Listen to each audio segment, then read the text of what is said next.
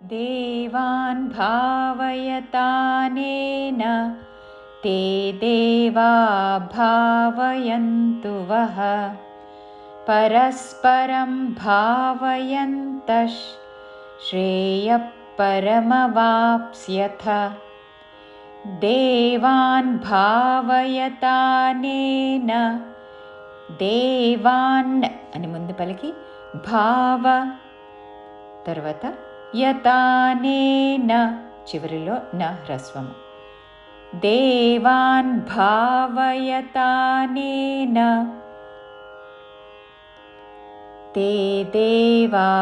भावयन्तु वः ते देवा మూడు దీర్ఘములు భావయంతు వః మహాప్రాణాక్షము భా భావయంతు వః ते देवा भावयन्तु वः परस्परं भावयन्तः परस्परं భావయంతః విసర్గ తర్వాత తాళవ్య షాతో పదము మొదలైనది కాబట్టి తాళవ్య ష ఉచ్చారణ పరస్పరం భావయంతః శ్రేయః పరమవాప్స్యథ